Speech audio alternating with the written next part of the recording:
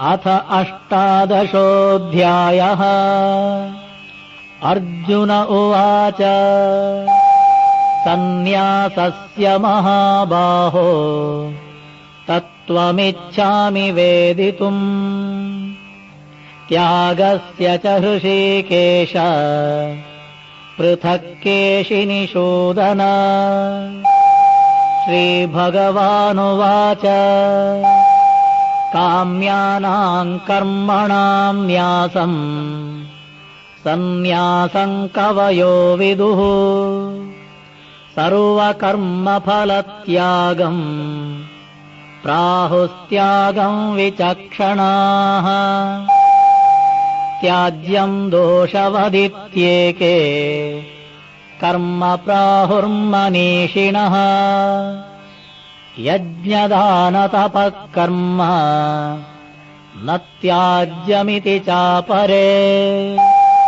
निश्चयं शृणु मे तत्र त्यागे भरतसत्तमा। त्यागो हि पुरुषव्याघ्र त्रिविधः सम्प्रकीर्तितः।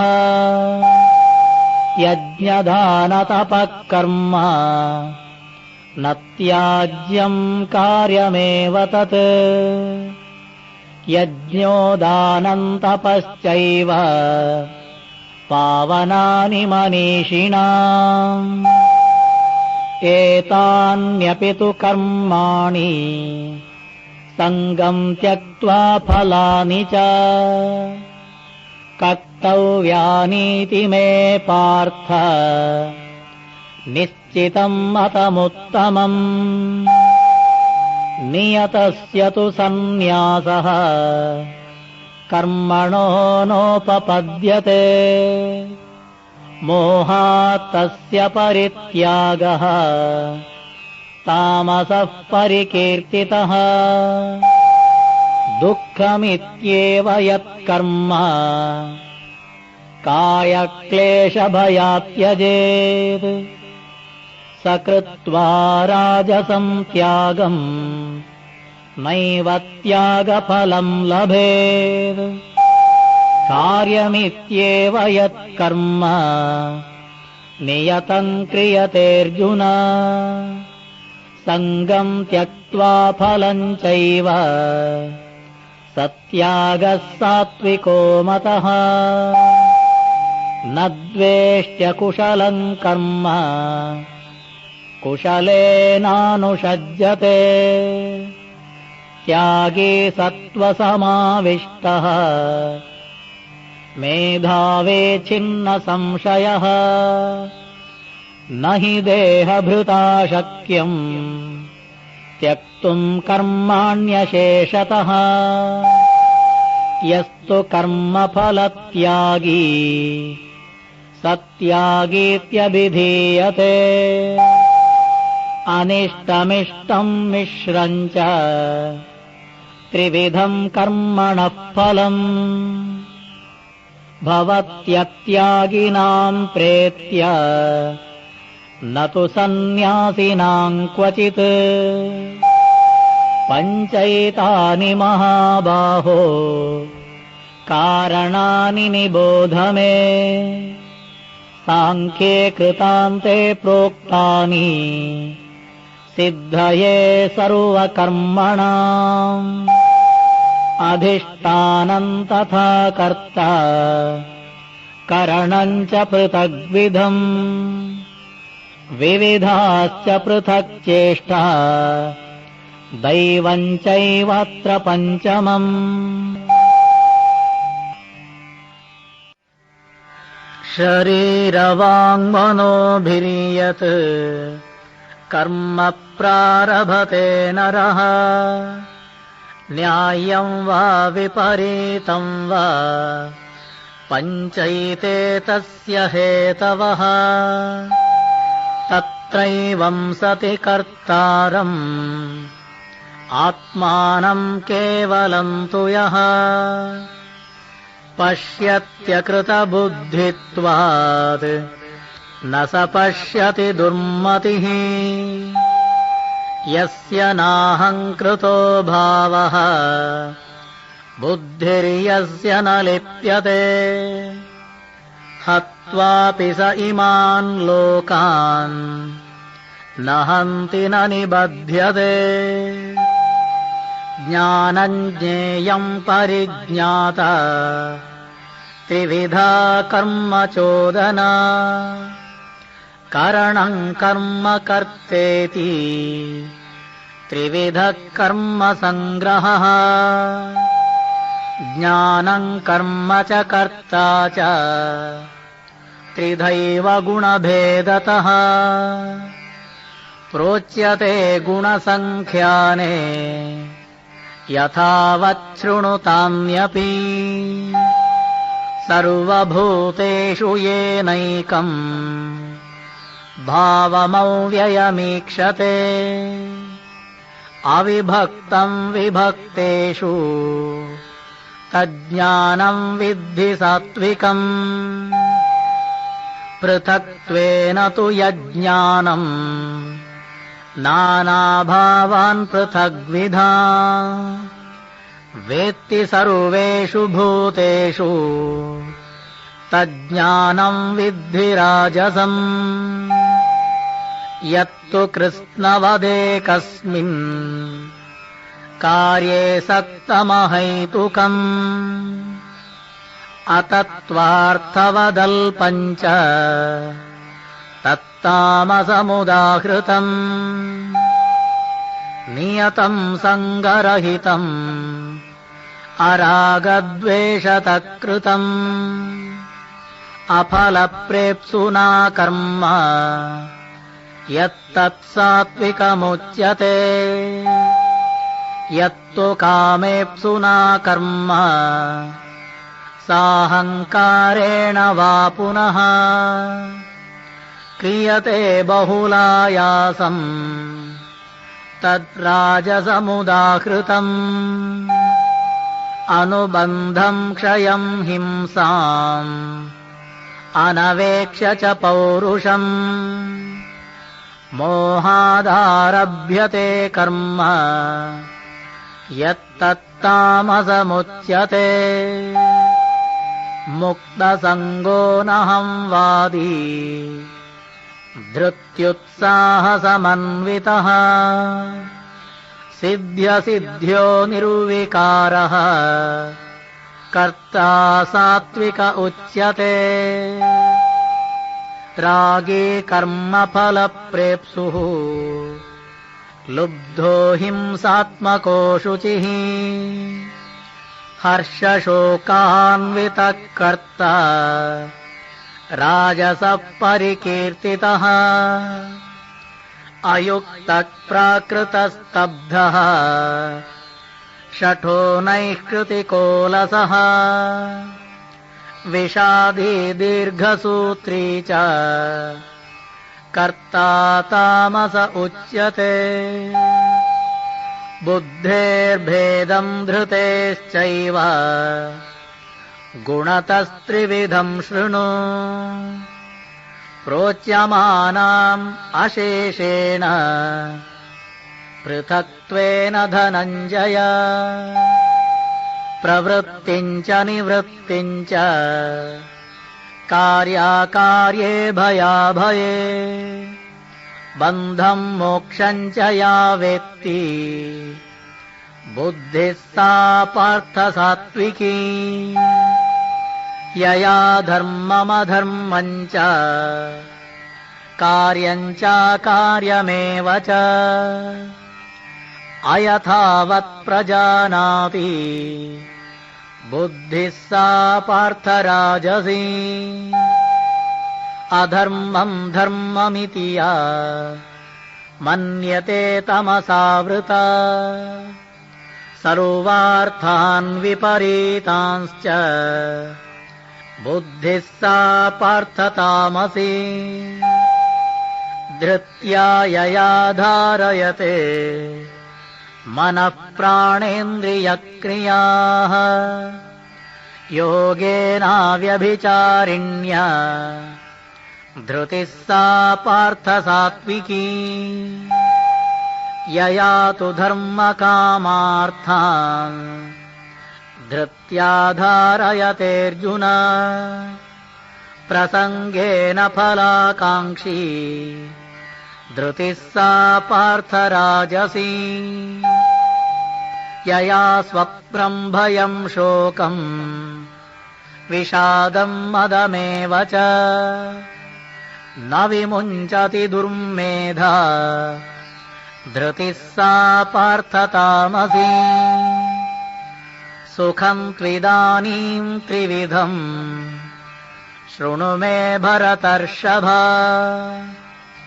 अभ्यासात् रमते यत्र दुःखान्तं च निगच्छति यत्तदग्रे विषमिव परिणामे मृतोपमम् तत्सुखं सात्विकं प्रोक्तम् आत्मबुद्धिप्रसादजम् विषयेन्द्रियसंयोगात् यत्तदग्रे मृतोपमम् परिणामे विषमिव तत्सुखं राजसंस्मृतम् यदग्रे चानुबन्धे च सुखं मोहनमात्मनः निद्रालस्य प्रमादोत्थम् तत्तामसमुदाहृतम् न तदस्ति पृथिव्यां वा दिविदेवेषु वा पुनः सत्त्वं प्रकृतिजैर्मुक्तम् यदेभिः स्यात्त्रिभिर्गुणैः ब्राह्मणक्षत्रियविषाम् शूद्राणां च परन्तप कर्माणि प्रविभक्तानि स्वभावप्रभवैर्गुणैः शमोदमस्तपः शौचम् क्षान्तिरार्जवमेव च ज्ञानं विज्ञानमास्तिक्यम् ब्रह्मकर्म स्वभावजम् शौर्यं तेजो धृतिर्दाक्ष्यम् युद्धे चाप्यपलायनम् दानमीश्वरभावश्च क्षात्रं कर्म स्वभावजम् कृषिगौरक्ष्यवाणिज्यम् वैश्यकर्म स्वभावजम् परिचर्यात्मकं कर्म शूद्रस्यापि स्वभावजम् स्वे स्वे कर्मण्यभिरतः संसिद्धिं लभते नरः स्वकर्मनिरतः सिद्धिम् यथा विन्दति तच्छृणु यतः प्रवृत्तिर्भूतानां येन सर्वमिदं ततम् स्वकर्मणा तमभ्यर्च्य सिद्धिं विन्दति मानवः श्रेयां स्वधर्मो विगुणः परधर्मात् स्वनुष्ठितात् स्वभावनियतं कर्म कुर्वन्नाप्नोति किल्बिषम् सहजं कर्म कौन्तेय सदोषमपि न त्यजेत् सर्वारम्भा हि दोषेण धूमेनाग्निरिवावृताः असक्तबुद्धिः सर्वत्र जितात्मा विगतस्पृहः नैष्कर्म्यसिद्धिं परमां सन्न्यासेनाधिगच्छति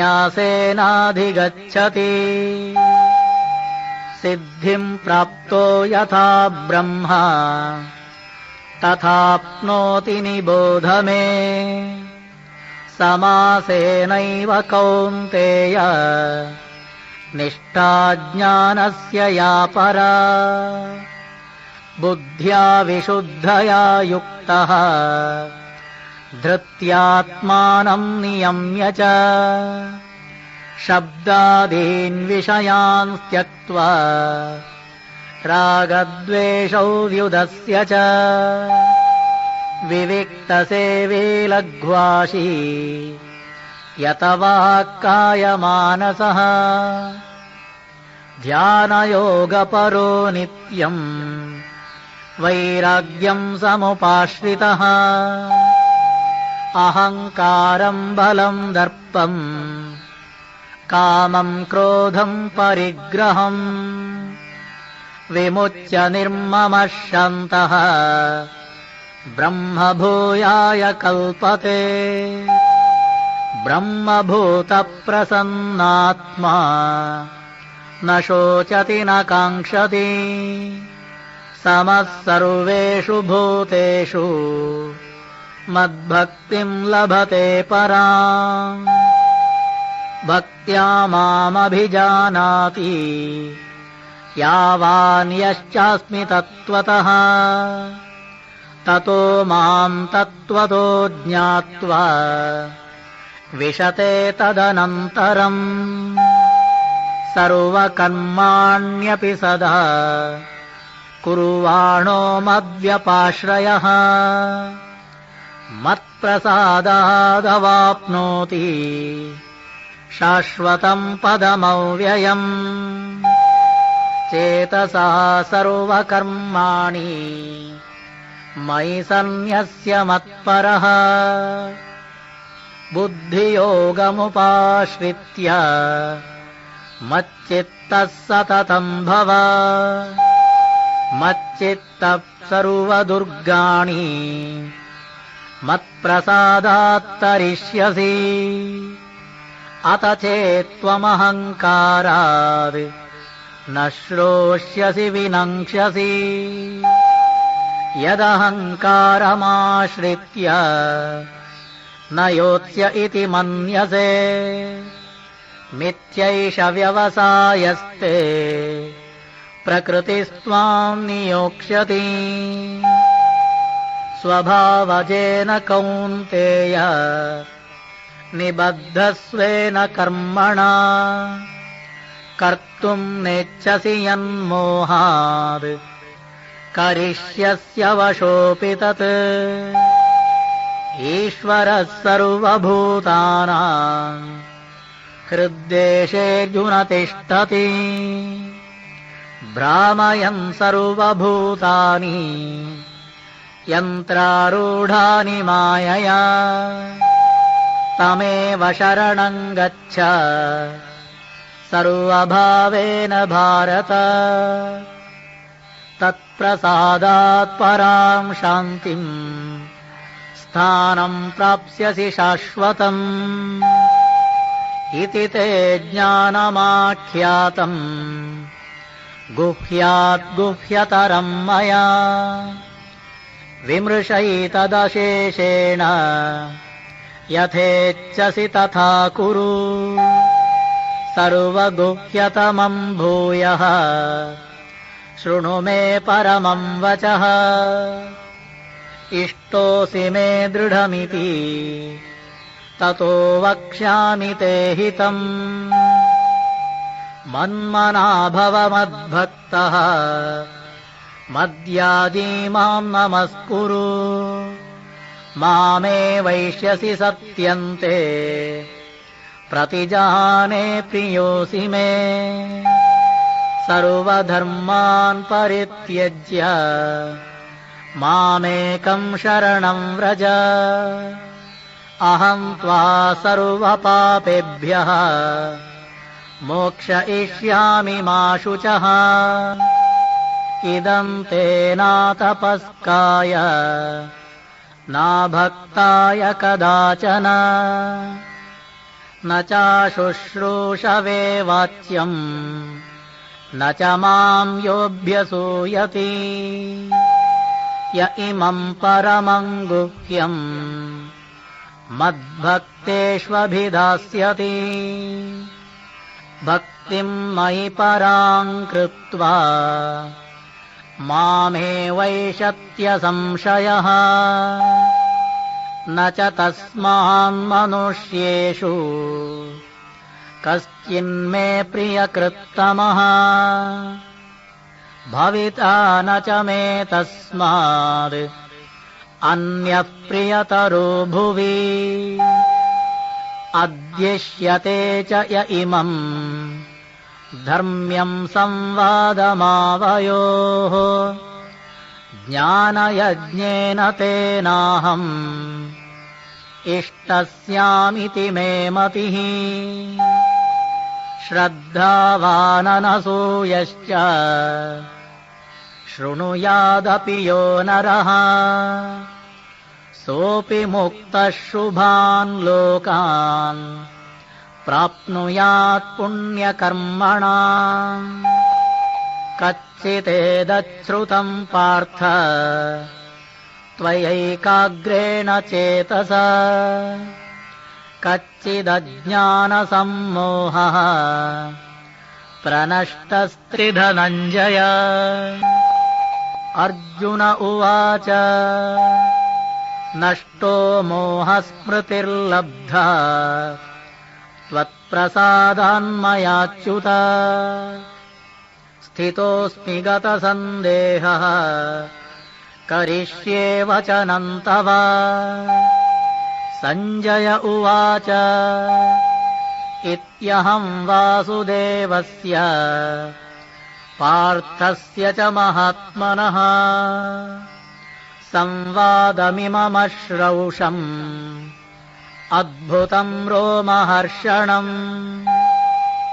व्यासप्रसादात् श्रुतवान् एतद्गुह्यतमं परम् योगं योगेश्वरात् कृष्णात् साक्षात् कथयतः स्वयम् राजन् संस्मृत्य संस्मृत्य संवादमिममद्भुतम् केशवार्जुनयोः पुण्यम् हृष्यामि च मुहुर्मुहुः तच्च संस्मृत्य संस्मृत्य रूपमत्यद्भुतम् हरेः विस्मयो मे महान् राजन् हृष्यामि च पुनः पुनः यत्र योगेश्वरः कृष्णः यत्र पार्थो धनुर्धरः तत्र श्रीर्विजयो भूतिः ध्रुवानीतिर्मतिर्मम ॐ तत्सदिति श्रीमद्भगवद्गीतासु उपनिषत्सु ब्रह्मविद्यायां योगशास्त्रे श्रीकृष्णार्जुनसंवादे मोक्षसन्न्यासयोगो नाम 18 अध्यायः।